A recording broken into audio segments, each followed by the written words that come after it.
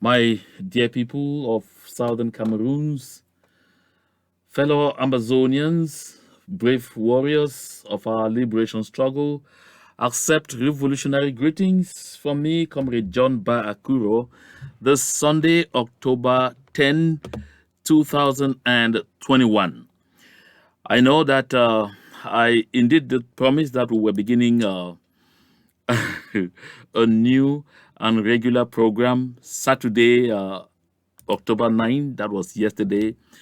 But due to some technical and programming imperatives, we're unable to begin. And so today I'm just doing an introduction to that regular slot that will be coming on Saturday. So in the course of the week, we'll complete the technical arrangements that must be completed before the start of this program. I thought we were there, but you know how these things happen. All the same, I'm here today. Greetings. I hope you have been enjoying your weekend. And for the voices in the bushes, I hope that, you've had a kind of quiet Sunday. And to all our people on Ground Zero, I know you are preparing for Country Sunday, breaking tomorrow, Monday, October 11.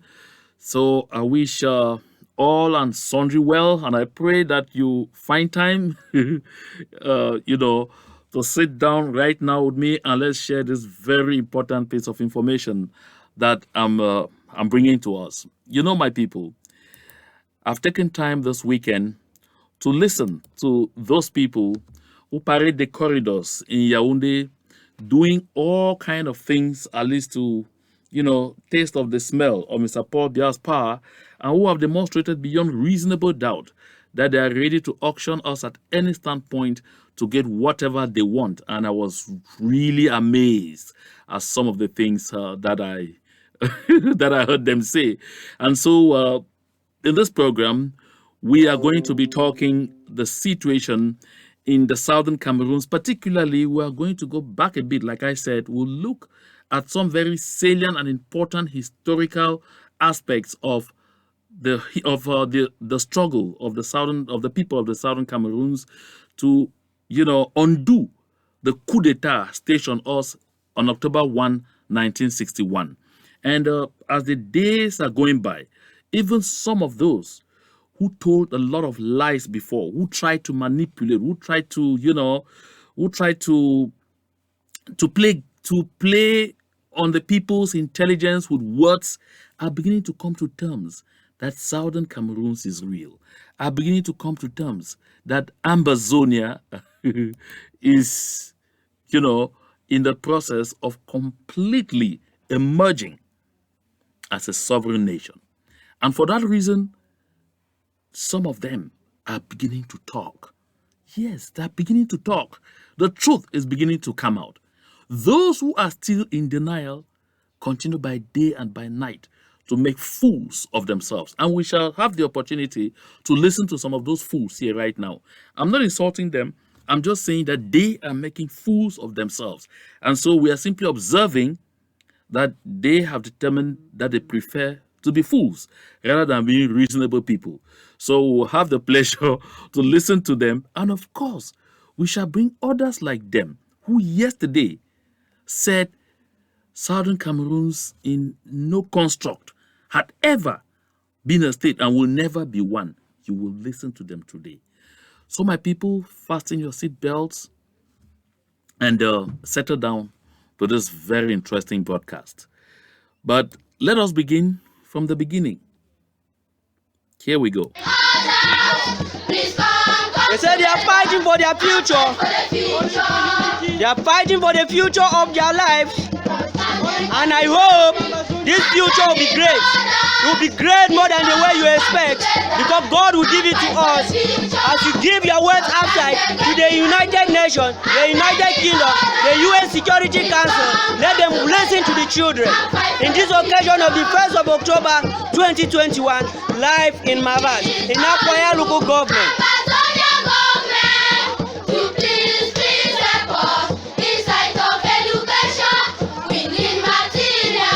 They need material. Don't listen.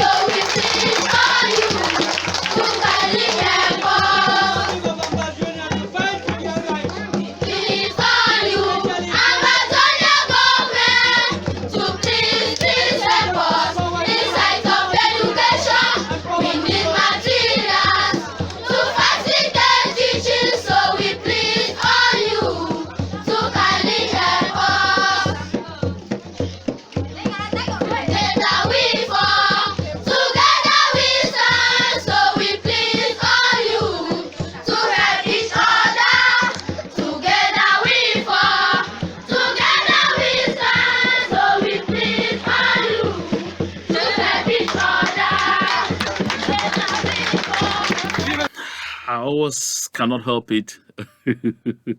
Not wanting to listen to these little ones. You know, they are telling the rest of the world at their tender ages, we are Southern Cameroonians, we are Ambazonians, we are fighting for our future. They know what their future is. That's what they're fighting for it. They need to get this future in freedom. They need a calm, quiet, productive, and encouraging environment full of incentives to learn, with everything that they will require to get them to that beautiful future. Though as children, they are already aware that where they are right now, in the present construct, with La République du Cameroon towering over us, they are faced with the power of limitation. These children don't deserve to grow with the power of limitation dangling over them. Hell no. That is exactly what we, the current generation, the current fighting generation of the Southern Cameroons, have determined to put an end to. It will not go past us. The next generation shall not live what we have lived and are living now. I always have a penchant of going back to these children because they are transmitting a message to some people, a vibrant message to some people who are hiding in the corridors in Yaoundé, who, before they come now to their own land, where they claim to be elite, where they claim to be the people that they listen to, they have to have a lot of Mr. Paul Biya scouts surrounding them. At the least, who you see them skip like. Yet they claim that they can talk on our behalf. Yet they claim that they are our elite. Yet they claim that they represent us. It's so amazing to imagine how delusional some of those people have got. And that is why I bring these children to transmit this message to those dreamers that, as a matter of fact, they, at that tender age, are already injected with the spirit of freedom. They, at that age, are already aware of their environment. They, at that age, already know our history, as we'll be repeating it, as we'll be talking it on this program. And so they will not grow up in ignorance like some of us did. To the point where a good lot of Southern Cameroonians never even knew what happened in 1961, what happened in 1972, and how Mr. Paul Biya seceded with La République du Cameroon from an ill-fated union on January 1, 1984. They hid this from us. They prefer to teach us French history of French Revolution. They prefer to teach us English history. They prefer to teach us, the history of the empires of Western Sudan, but not what happened in Southern Cameroon, not what happened in the Cameroons at the time, as they were called. So my people, that is why these children, they mean a world to me. They mean a whole lot to me.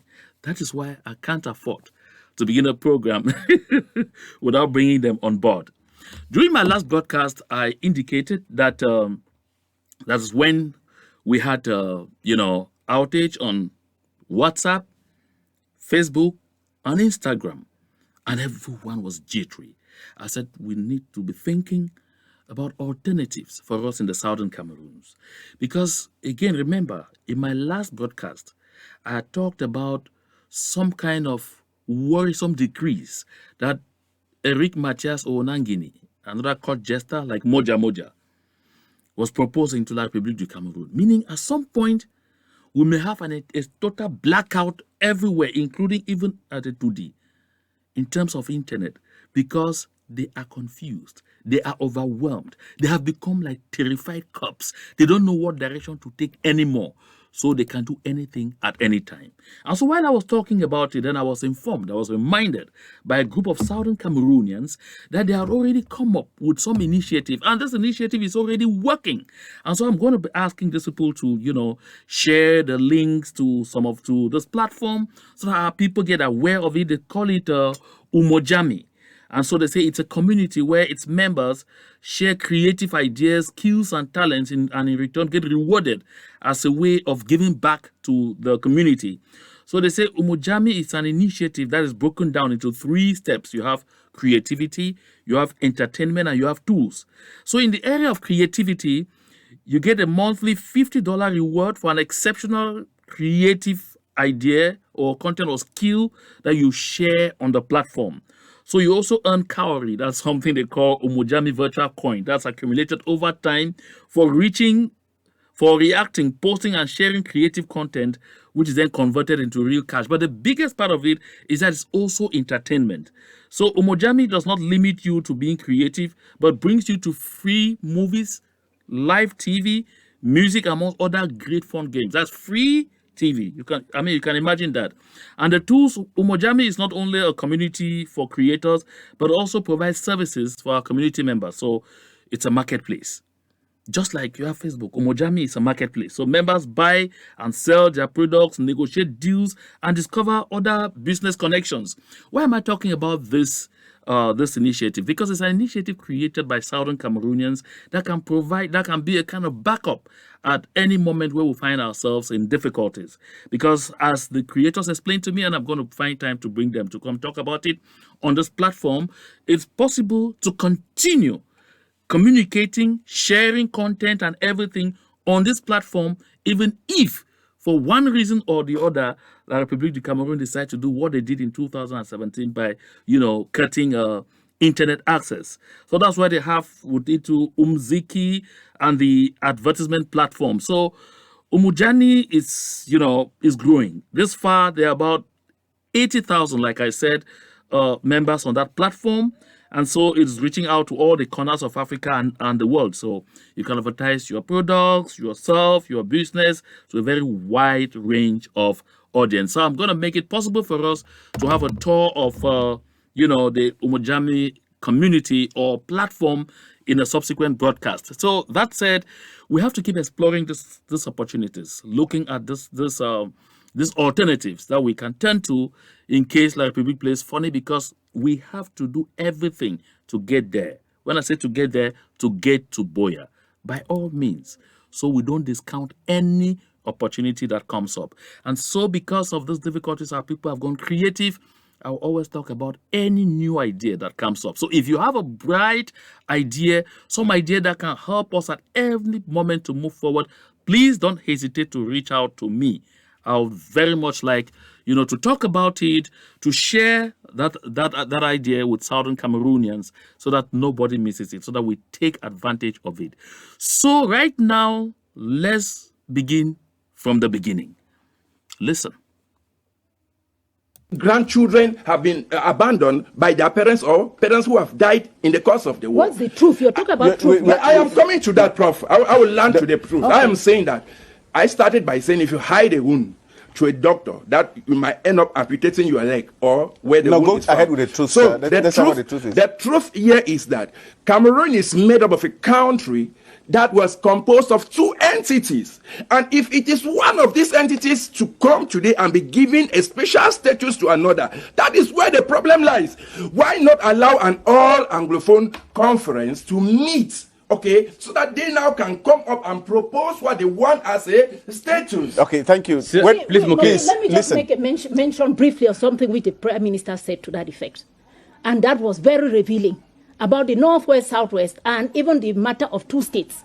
He made it very clear that today, we all know he's from the country, he's from an Anglophone, but he made it, he made it very clear that between the Northwest region and the Southwest region, there is nothing he could see that could make them accept to come together in unity.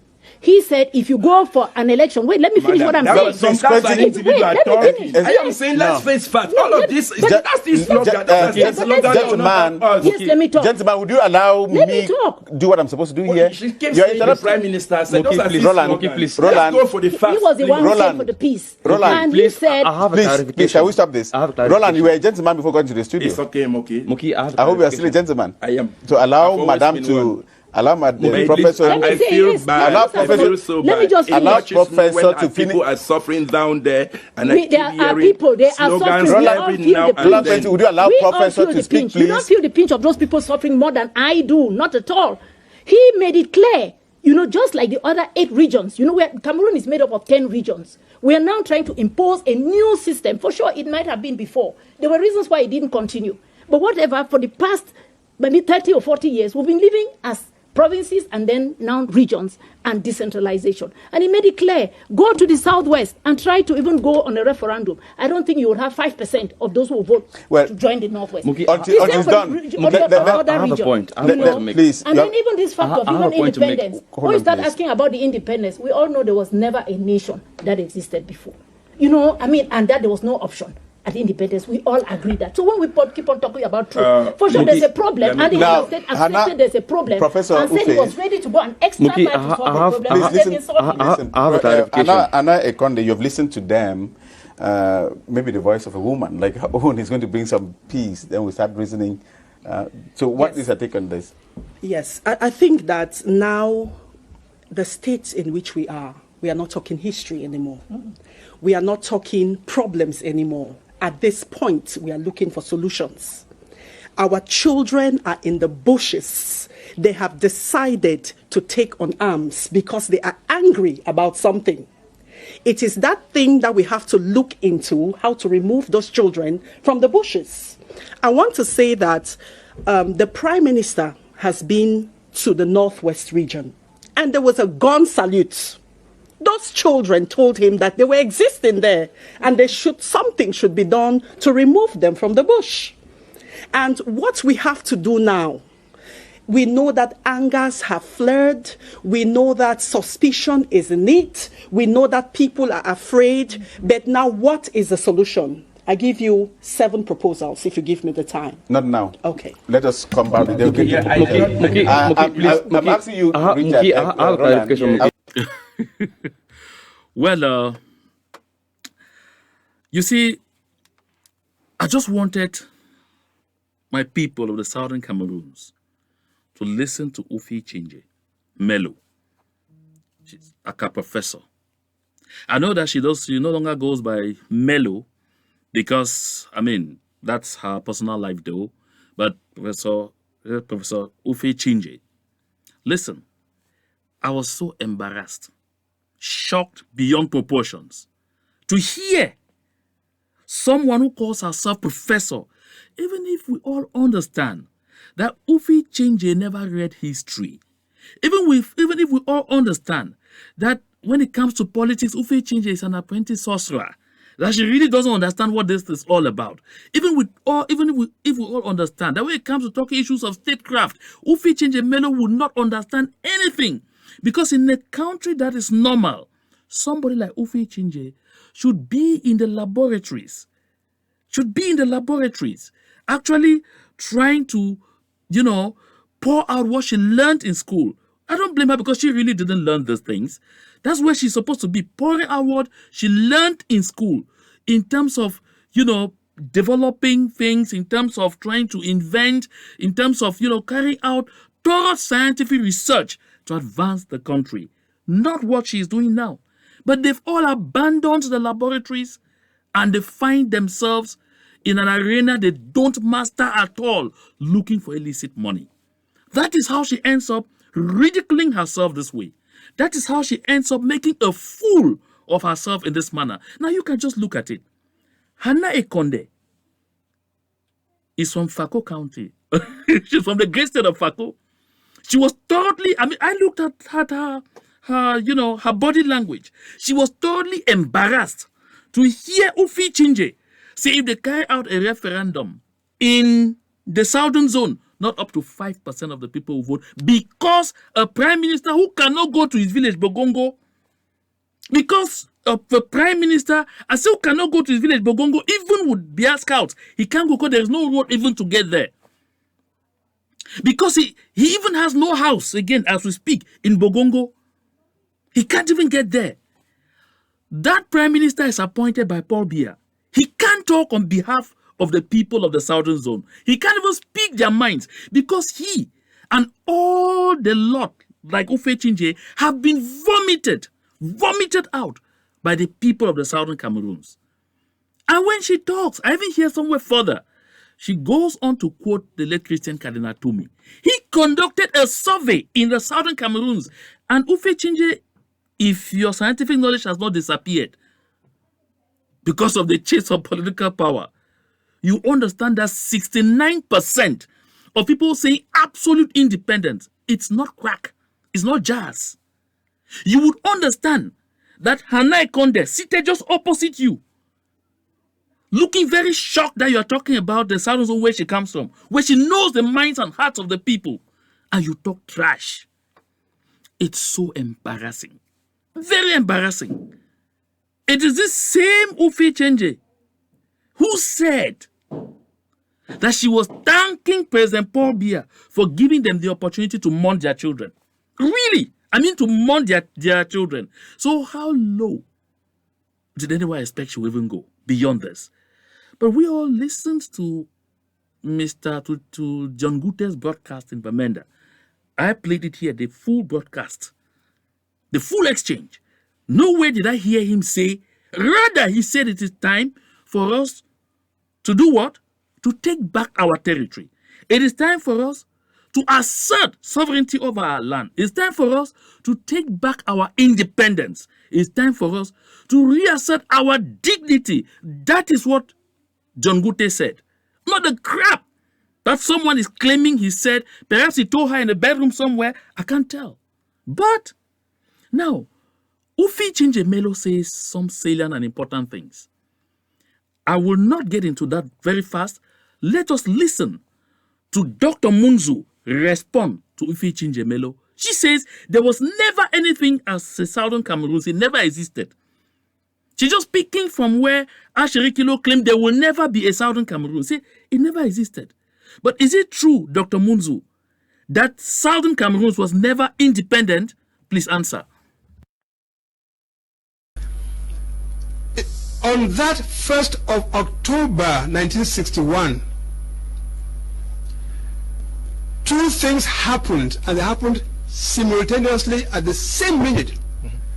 At midnight on the night of September 30th to October 1st, 1961, Southern Cameroons achieved independence.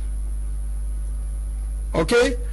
And that is what marked the ending of the trusteeship agreement between the United Kingdom and the United Nations over this territory, because this territory achieved its independence and Britain was out.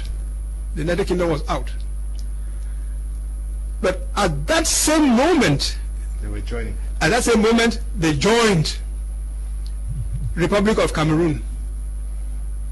And a new country, a new state was born called the Federal Republic of Cameroon. And under the constitution which came into force at that same moment, the constitution of 1st of October 1961, which again separatists in their propaganda tried to deny the validity of. Now, at that same moment, because the Federal Republic of Cameroon was born, made up of the Federated State of West Cameroon, former British Trust Territory of the Southern Cameroons, and the Federated State of East Cameroon, former Republic of Cameroon.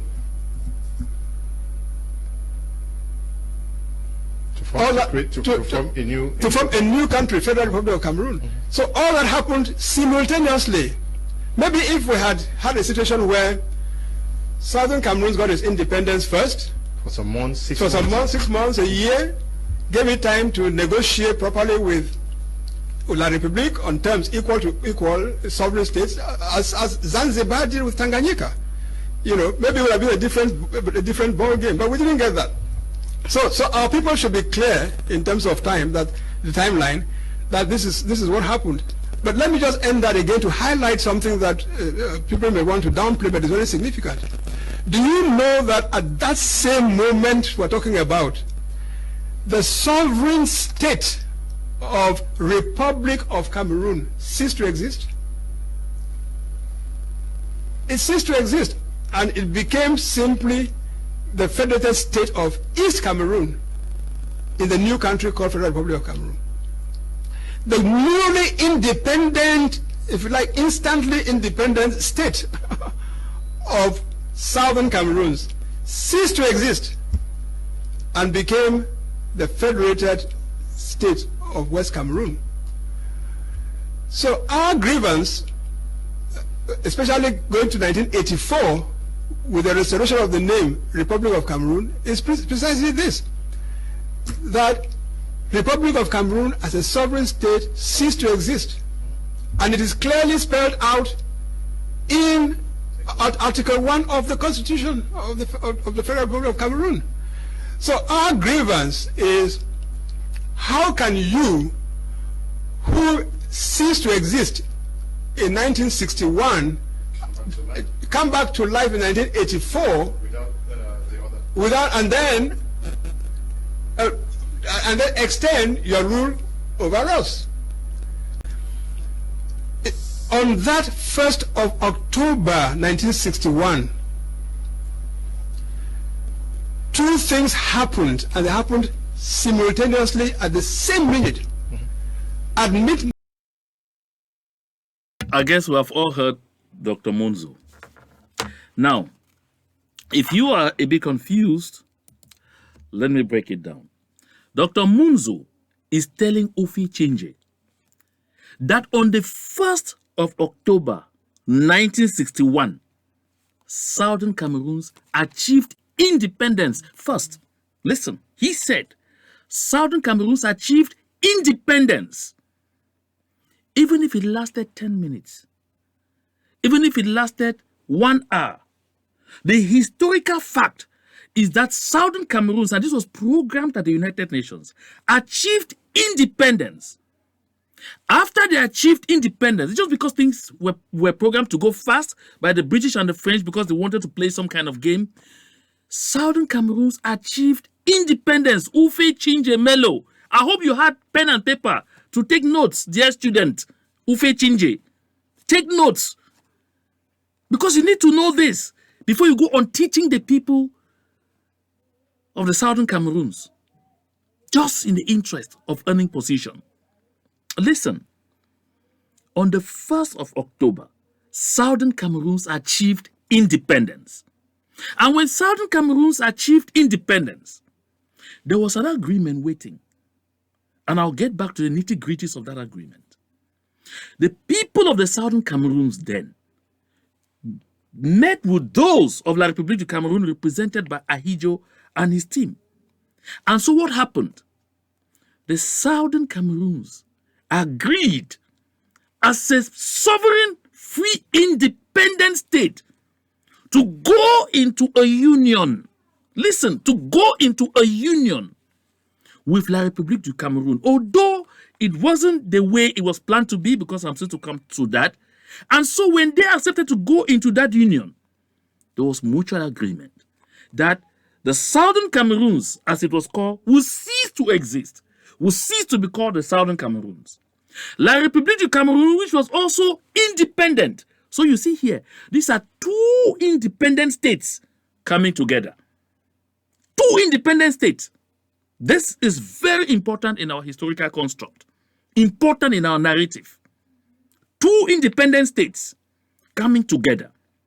So, if you are doubting, you go back to history, which tells you that because these two independent states were coming together to form a new country, there had to be a new name. Because it wouldn't be the name of one or the other. If we were just attaching ourselves to the République du Cameroun, there will not be any need to be changing names at all. There will not be any need to be saying we are going from this Cameroon to that. Because we all had Cameroon to our name, Southern Cameroons, La République du Cameroun. The two countries accepted, therefore, to form what now became known as the Federal Republic of Cameroon, made up of two states. La République du Cameroun, as a sovereign state, ceased to exist and became known in this federation as East Cameroon. The Southern Cameroons as a country ceased to exist and became known in this union as West Cameroon. So you now had what? The Federal Republic of Cameroon, made up of East Cameroon and West Cameroon. Listen, my people, I don't want to get into the nitty-gritties of what Dr. Monzu says about so-called separatists. I don't even know who he's referring to here as separatists, because as per what he himself said, the separatists are La République du Cameroun. As per what Dr. Monzu himself said, he opened his mouth and said it, that they seceded from the Union in 1984. So they were the separatists. We are simply recovering from some deep slumber. I mean, from some very deep slumber, where we have been wondering where we were. Were we dreaming that we have suddenly disappeared? And now, we are waking up from this slumber and you tell us that we are separatists. Listen. So, when La République du Cameroun disappears, Southern Cameroon disappears, and now you have the Federal Republic of Cameroon, you have two states, therefore, with West and East Cameroon. And so, in 1972, when there is another coup d'etat, because they found resources on our side and they're interested in dipping in there, they come up with another gradual dose. I'm even skipping scales simply. That's why they changed the name of the country from Federal Republic of Cameroon to United Republic of Cameroon and take away the federation. Take away the degree of freedom that we exerted over our territory. Merge the whole thing. And this was in preparation for the final coup d'etat of 1984, which was executed by Mr. Paul Biya by decree. He didn't even bother to go through the kind of quasi-referendum that Ahidjo organized. And so, my people, I want us to go back a bit to understand how we got to that 1st of October, where these things that Dr. Monzu describes happened. Number one, when the United Nations, at the behest, with the influence of France and Britain, decided that they will want us to achieve independence by joining, when they had pushed the UN to accept that option, the United Nations agreed to organize a referendum to ask us what we felt. During this referendum, true, our people voted not to join Nigeria, not to achieve independence and join Nigeria, but to achieve independence and join with La République du Cameroun. By this time, there was no vote yet at the United Nations as to whether the people felt that the Southern Cameroon should achieve independence. And because at the United Nations, it was programmed that we are achieving independence before joining, because as a sovereign country, we will be able to negotiate a treaty of union with La République du Cameroun. That is why on the 21st of April, 1961, there was a vote at the General Assembly of the United Nations on the independence of Southern Cameroon. Take note, this comes after the referendum. We have already voted on February 11 that we will achieve independence and join La République du Cameroun. So if the United Nations didn't mean us to be an independent state where we could take care of our future, where we could now go sit down and determine, yes, we want to come into a union, but this is how we want it to be. This is how we want it to be. Because the United Nations said we were a trust territory. They won't let us go there. They must finish their duty by, first of all, granting us independence.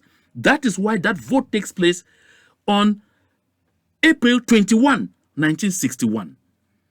Just so all of us know, although we had already voted to achieve independence and join La République du Cameroun, in good faith, La République du Cameroun should normally have voted for the independence of the Southern Cameroons. Hell no. La République du Cameroun, led by France and all French-speaking African countries, with the exception of Mali, voted against independence for Southern Cameroons. If our people were smart enough at that time, the signals were clear that La République du Cameroun did not want us to achieve independence, did not want the UN to certify our independence, because they were planning things like this to say tomorrow that we were simply absorbed, that they just took us in to help us. But the UN carried out its duty. And recall, after that vote, the US ambassador at the United Nations at the time, Zablosky, made clear that the United States of America was congratulating the people of the Southern Cameroons on attaining self-determination, and warned that the kind of thing that the French and the British were trying to force us into. That kind of forced union with the Republic du Cameroon were sowing seeds of the discord we are all living today. And so, because the majority in the UN General Assembly voted on April 21, 1961, in favor of independence for the Southern Cameroons, the next thing that had to happen was that they had to send a delegation to oversee the signing of a union treaty between the Southern Cameroons and the Republic and the already independent Republic of Cameroon. But of course, we all know what happened. History books say the then Secretary General of the United Nations, Dag Hammarskjöld, who had to oversee this, unfortunately died in a plane crash in the Congo. Reason why things just went the way they went, the British and the French played their under the table kind of gimmicks to get things happen in the haphazard manner in which they happened. In one of the next broadcasts on this program, I'm going to talk about the Fumban Conference because there are a lot of underpinnings that people still don't understand regarding that Fumban Conference. Because a lot of these things came in progressively to get us where we are today. And so my people, misguided people like Ufi Chinjemelo, like Asheri Kilo, and a good lot of them who come and sit and have the guts to tell us that there was never a Southern Cameroon, that Southern Cameroon was never independent. And people have to go back to school. Sometimes we may never have to blame them because they were thoroughly brainwashed. They weren't even taught this history and they don't even have the time to learn because they're only thinking about positions. When I go and say this, will it cause the regime to compensate me with another juicy position? Because everybody knows that in Mr. Paul Biya's government, all you need to do is dance the rope dance very well, like Jonathan Swift explains in Gulliver's Travels, in his book Gulliver's Travels, especially the trip to Lilliput. So, I would like to delve a bit into something Ufi Chinje said regarding the relations between the people of the Northern Zone, as we call them today, and those of the Southern Zone.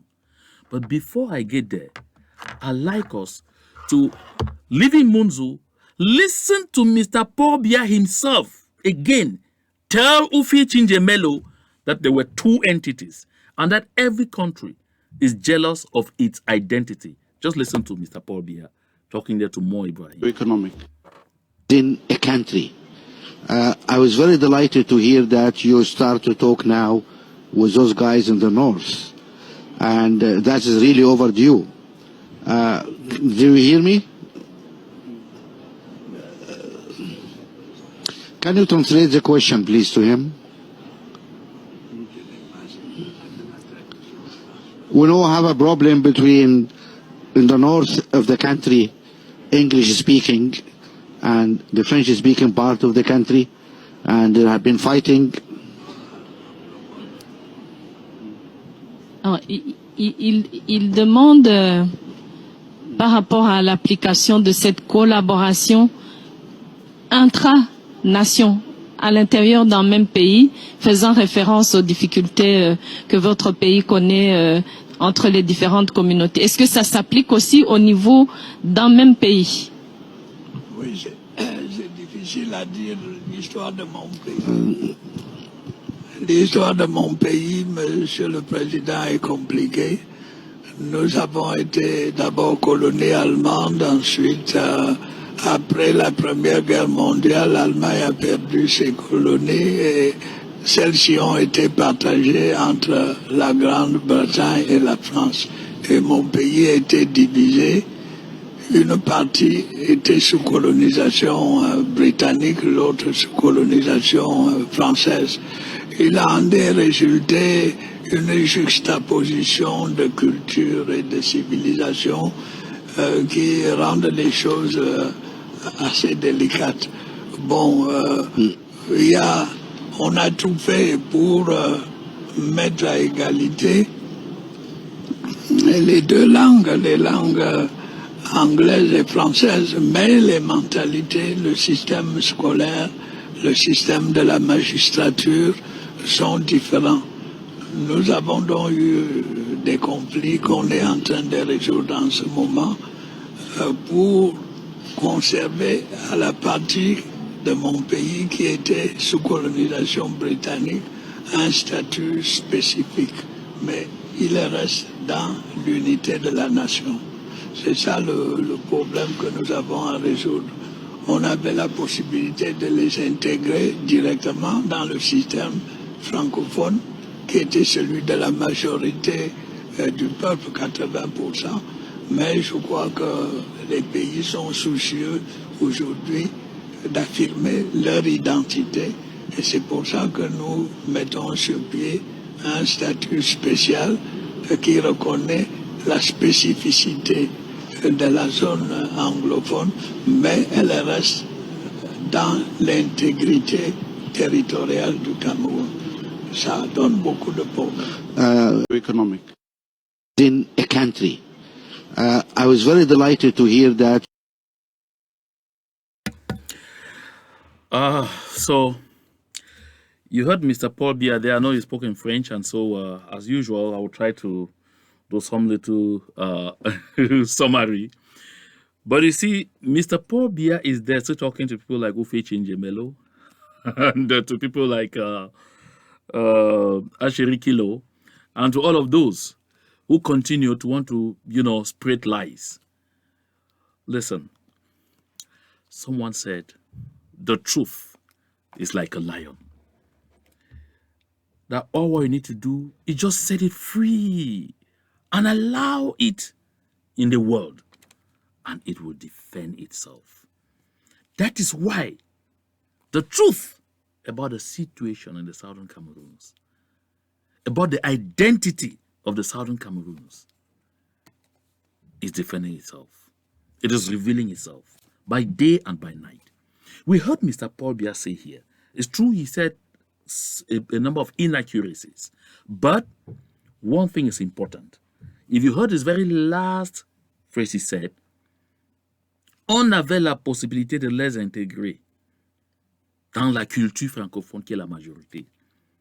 That they had the possibility, that they made a lot of attempts, definitely, to simply assimilate us in the French culture, which were the majority, to swallow us.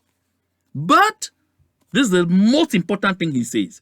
It's not the fact that he admits that they tried to assimilate us. But he says one thing. He said, les pays sont soucieux d'affirmer leur identité. Which pays is he referring to here? That is soucieux d'affirmer son identité. He says countries are determined to affirm their identities. So he's talking about Southern Cameroons. Because Southern Cameroons is a country. That's why Mr. Paul Biya is admitting that because countries are determined and concerned with having to affirm their identities, that is why their attempt at swallowing a whole independent country failed. That is why their attempts at assimilating, at swallowing us, at annexing us completely failed. It's true that he says a couple of inaccuracies, where he says his country during World War II. No. World War I, before World War I, prior to World War I, World War II, there was no country called Cameroon. There was a territory which was a patchwork of kingdoms, and all whatnot, put together by the Germans, and that they drew a map, picked all of these places haphazardly and called it Cameroon with K. It wasn't Cameroon yet, because there was no independent country at the time. Independence came in 1960. For a part of 1961 for the others. That German construct at the time is not even what you have today. If you have to bring back the entire German construct, parts of Chad will come back in there. Parts of Gabon will be right in there. Parts of Congo will be right in there. These are truths people should know. It was just a patchwork of kingdoms. And the Germans were exploring each part, annexing each part, taking each part, and then managing to be able to tap their resources out of there. That is why at the African Union, at the time the Organization of African Unity in 1961, they came up with a principle called the uti possidetis juris, that the boundaries you have acquired at independence, own them. Because you have it, keep it. And that they will not accept any territorial expansion from the boundaries acquired at independence after 1960. And that is why what La République du Cameroun is doing in southern Cameroon is internationally illegal. It goes against that principle of the Organization of African Union today, of African Unity, today African Union, the uti possidetis juris principle, that the boundaries were frozen at independence. Southern Cameroon has international boundaries for crying out loud. We all saw the representative of the Secretary General of the United Nations in 2010 present to Paul Biya 2 maps as a present for the celebration of the 50th anniversary of the independence of La République du Cameroun. It was a reminder that there were 2 entities here. So, one was a map of La République du Cameroun. The other was a map of the southern Cameroons. I remember George Ewane at the time burning his fingers because he actually reported that the 2 maps, one was a map of southern Cameroons and the other the map of La République du Cameroun, which report was eventually edited. Of course, I was still at CRTV at the time, so I know exactly what I'm talking about. So my people, Paul Biya himself affirms, he recognizes that countries are jealous of their identities, jealous of their cultural and whatever identities. That is why they did not succeed in annexing, in assimilating the people of the southern Cameroons. And for that reason, they are now preposterously offering us a special status in their country. Really. And you all see that even Dr. Munzu is embarrassed that one independent country begins to want to offer a special status to another independent country. How? Southern Cameroons achieved independence in 1961 and October 1, before joining with La République du Cameroun. But that joining will be the story for another program. Because it was illegal, because there was no union treaty that defined the joining. And it was done deliberate from the side of La République du Cameroun because they were not even seeing it as anything that mattered. I will come back to these issues in our subsequent broadcasts. My people, I want to return to something that Ufe Chinjemelo said. Take a look at this. This is the Emergence newspaper. It's a French language newspaper which was done bilingual recently. Look at this article, Anglophone Crisis. This paper will be on the stands this Monday morning, Monday, October 11. It says the Anglophone elites can never win a war against their people. Look, it doesn't beat about the bush. Because the so-called Anglophone elites, as they call themselves, believe that because they were handpicked by Mr. Paul Biya and given some little privileges, they can talk for us. And that is why you hear Ufe Chinjemelo there saying something which is funny. She says, if they organize a referendum, the people of the southern zone will not have 5% that vote. But I want to tell you something. And this is particularly important. Important because La République du Cameroun held us hostage in this union for 60 years because they did what I'm about to talk about now. When we got into that ill-fated union in 1961, the territorial organization of the Southern Cameroons was not divided into Northwest and Southwest. No, it did not exist. That wasn't what it was. You had the Bamenda division. You have Nkambe. You had Mamfe. You had Kumba. get to Boya. In short, I'll bring the map of the then Southern Cameroons and its territorial organization. We didn't have something like Northwest, Southwest. We didn't know about that. It did not exist. But because La République du Cameroun already had a design, they knew what they wanted right from the point go, who were ignorant. They felt and understood that the best way to break us, to keep us in bondage forever, would be to divide us, create some artificial divide, so that they hit our heads against one another. We will never be able to agree, to challenge them, and to undo and to undo the seal, the chains that they had put around us. So when they divided it, therefore, into Northwest and Southwest, it was not by chance. They looked at the cultural or the anthropological nature of our territory, of the peoples that occupied our territory, and decided that, okay, those in what looked like the grass field, because even there are still areas which are forest areas, like my village, Ashong, is in what they call Northwest. But you get into my village, it's a geographical incident. A good part of the village is in the forest, total forest zone. And that is how a good part of our culture will look very much like the culture of the people of Kupeng Wanenguba.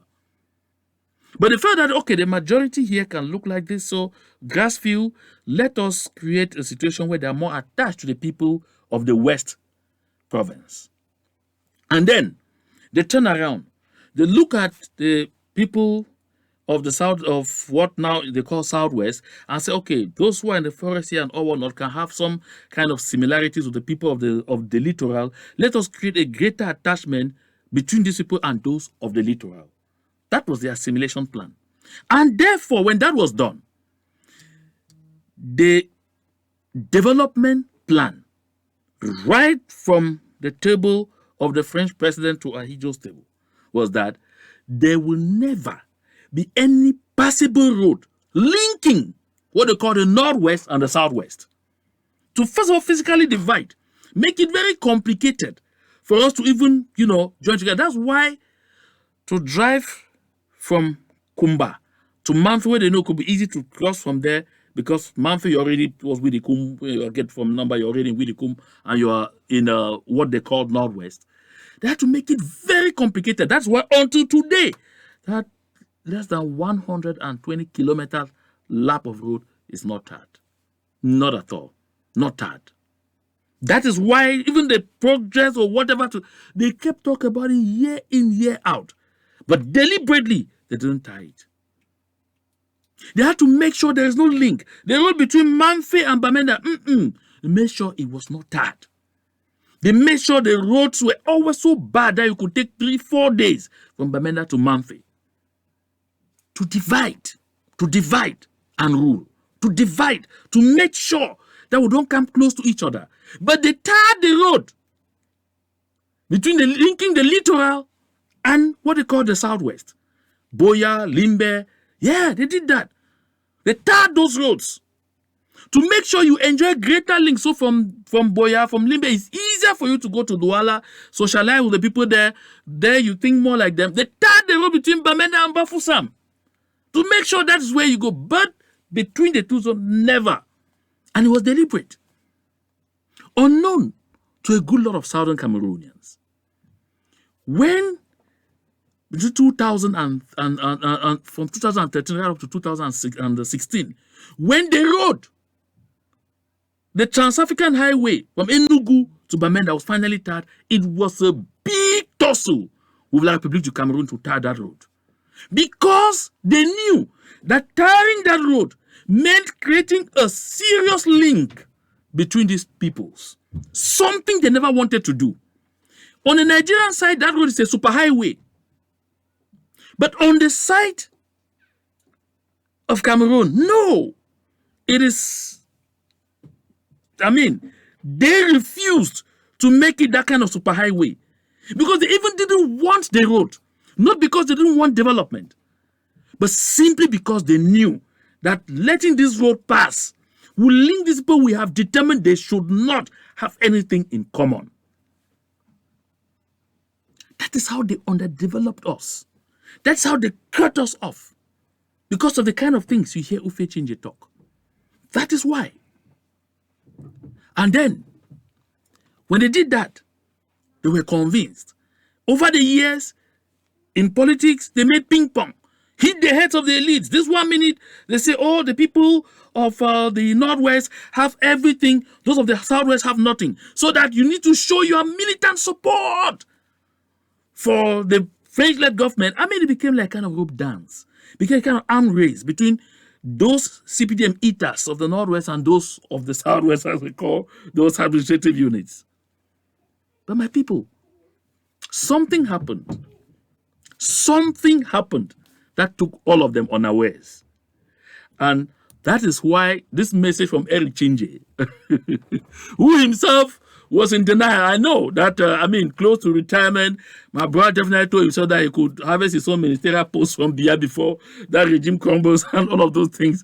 But I think he's come to terms now with the fact that, truth cannot be hidden. This is a message from Eric Chinje to Ufe Chinje that ceux qui sont au pouvoir sont dépassés. Those who are in power, they are overwhelmed, completely overwhelmed. There is nothing they can do anymore. They don't know anything anymore. I mean, they are confused. They are just going now in every direction. That's why Eric Chinje says they are confused. They are overwhelmed. This message is from Eric to Ufe. All of them changes. I go back to this message, which also said the Anglophone elite can never win a war against their people. And that's why I'm saying this now. Something happened in 2016 that took La République du Cameroon by storm. Listen, that is why I say it always. That listen, always give credit to where it is due. Those who put their heads together to come up with the consortium did a marvelous job before January 9. Listen, Agbobala, he may not be in favor of our independence today, but we can't deny the job he did.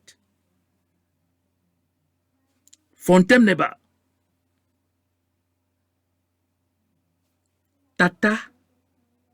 Tata Donald Silaf, who was the president of the Transporters Union across the board. And a good lot of other people whose names I may not call here because of some security reasons, they still have things to worry about.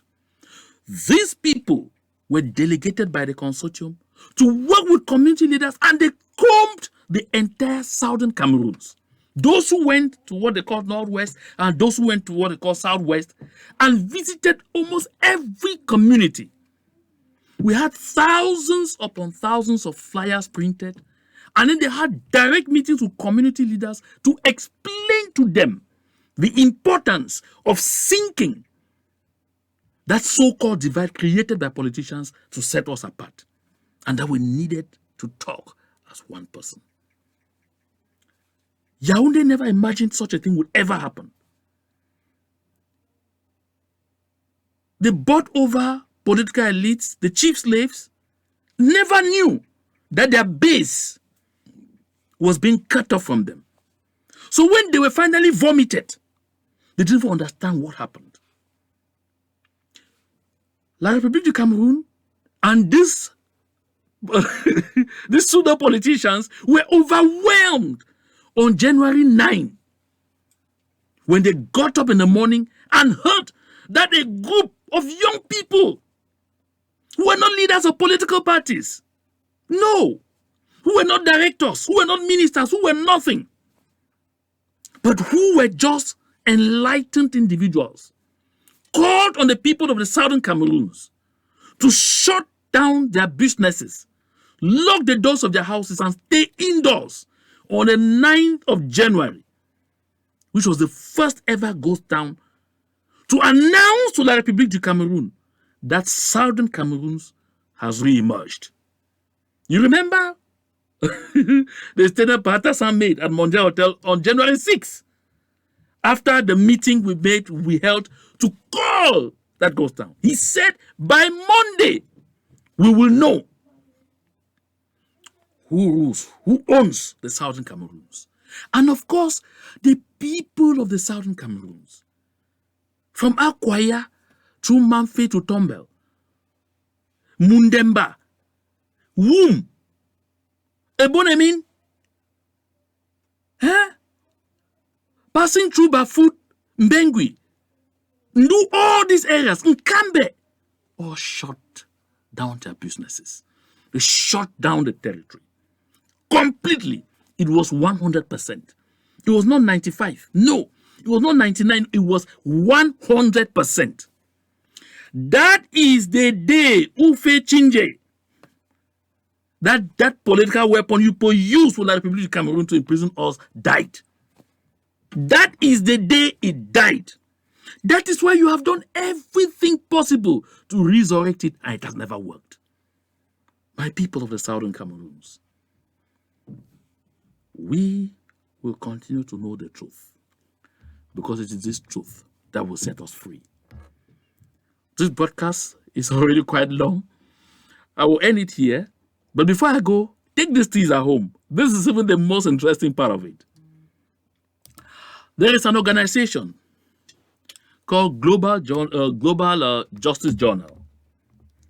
So this Global Justice Journal is launching a clarion call to Mr. Paul Biya's scouts.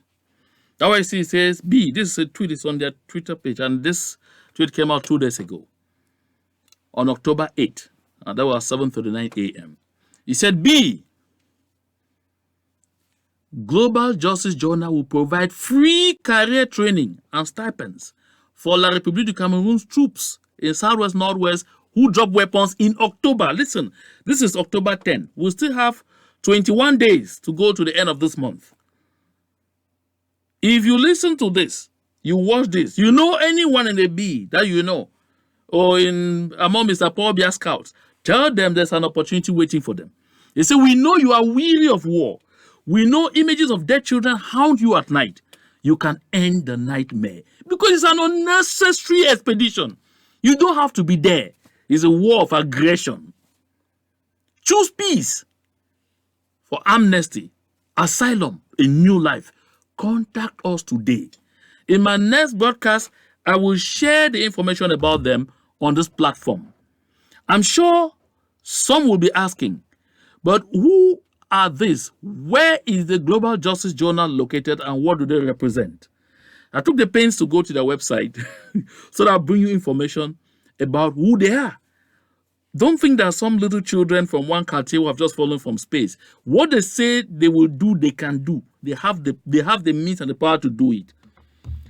So the PKI Global Justice Journal was launched in July 2017 as a natural outgrowth of the educational mandate of the Philip Kirsch Institute. That's what it's called, PKI, the Philip Kirsch Institute. In spring 2019, the Faculty of Law, Queen's University, became the publisher of the PKI Global Justice Journal. This Queen's University is based in Canada. It's a Canadian university. The journal aims to critically inform readers of new developments in the realms of international, transitional, and transnational justice. The journal provides in-depth analysis, reviews of novel scholarly pieces, and interviews with specialists. By inviting plurality of views and voices to react to its content, the journal endeavors to create a forum for discussion and debate. That's about. So what I'm trying to say is this journal is owned by the Queen's University in Canada. And so in my next broadcast, I will share the URL to their website. I think I'm even share that on the comment section of this broadcast, so that you can give the contact to all the members of Mr. Paul Biya Scouts, because a good lot of them are looking for a way out. I know that they have difficulties getting avenues to, go. Some of them are confused. They don't know what the future will reserve for them. They don't know how they can, insert themselves in different communities. This is an international DDR for Mr. Paul Biya Scouts, For those of you who can hear, this is an international DDR for Mr. Paul Biya Scouts. Drop your sticks. And the global, let me put it back so you see. Drop your sticks. Drop your sticks. Drop those moving corpses. Abandon those flying corpses they want you to start getting in very soon. Those mobile coffins. And then those, those flying coffins. Abandon them, because the Global Justice Journal will they'll give you free training, stipends, and everything, and walk you through, documents for you to get asylum and for you to begin a new life. Contact them today. Don't wait until they start carrying you in bags back to Akonolinga. My people of the Southern Cameroons, I'm delighted you found time to stay with me right through the end of this broadcast. Like I said, from next week, we'll ensure that this program is broadcast on Saturdays. And I think by that time, all the technical, aspects of that program will be completed with. And then we shall bring very knowledgeable people, some who even lived through, the former British Southern Cameroons, and who tasted of the values we are all hungry to return to and to improve upon. So they will come here and we share the real history. We talk about the Southern Cameroons, the real Southern Cameroons. So don't miss the rendezvous. Thank you very much. Do have a wonderful rest of your night. And to God be all the glory.